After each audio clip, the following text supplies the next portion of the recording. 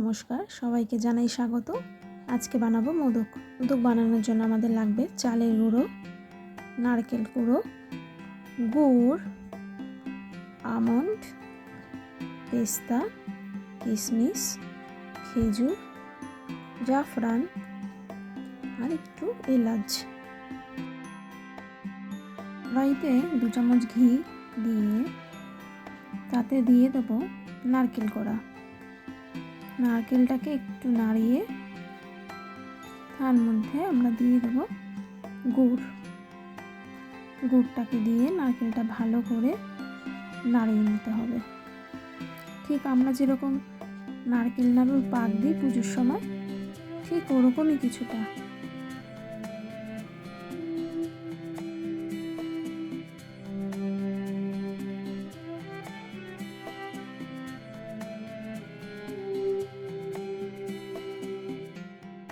মাঝে মাঝে একটু ভালো করে নাড়িয়ে দিতে হবে যাতে নিচে লেগে না যায়।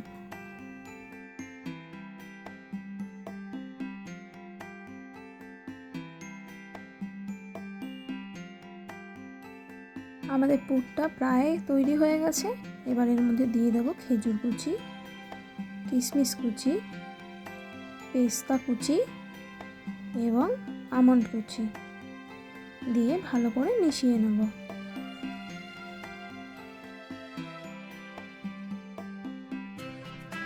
আর দিয়ে দেবো এর মধ্যে এলাচ গুঁড়ো যাতে গন্ধটা খুব ভালো আসে।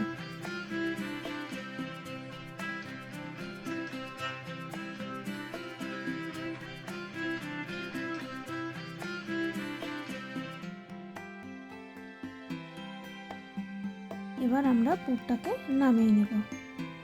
এবার আবার প্যান গরম করে তাতে কিছুটা জল এবং সামান্য একটু নুন এবং তেল দিয়ে এটাকে একটু ফুটিয়ে নেব। জলটা ফুটে গেছে। এবার এর মধ্যে দিয়ে দেবো চালের গুঁড়ো। চালের গুঁড়োটা দিয়ে ভালো করে নাড়িয়ে নিতে হবে যাতে দলা লেগে না যায়।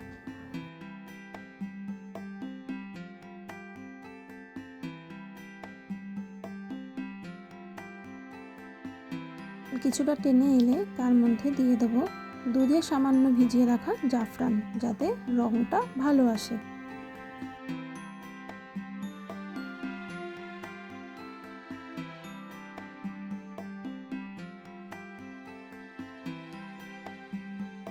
আমাদের ডোটাও রেডি হয়ে গেছে। তো করা চালের গুঁড়ো থেকে ডো কিছুটা কেটে নিয়ে ছোট লেচি করে তারপর সেটাকে হাত দিয়ে চেপে চেপে পাতলা করে চ্যাপটা করে নিতে হবে। এবার তার মধ্যে পুরটা অল্প একটু দিয়ে দিতে হবে। দিয়ে ঠিক মোদক যেমন হয় ওরকম একটু উপর দিকে টেনে মোদকে শেপ দিতে হবে।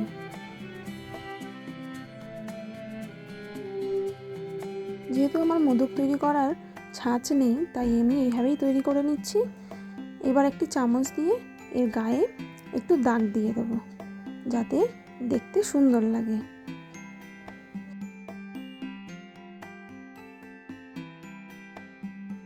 দেখুন কি সুন্দরভাবে মোদকটা তৈরি হয়ে গেল।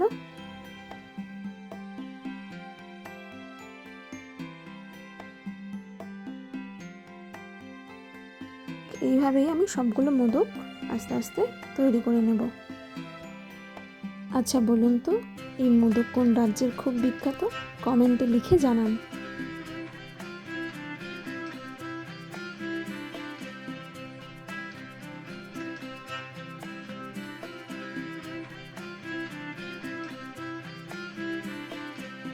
আমার মোদকের আকার তৈরি হয়ে গেছে।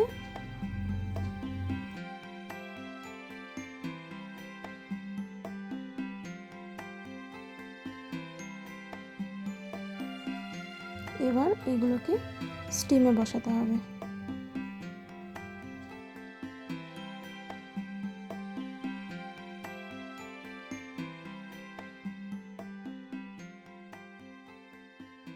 দশ থেকে 12 মিনিট হাই ফ্লেমে স্টিম হওয়ার পর আমাদের মোদক তৈরি।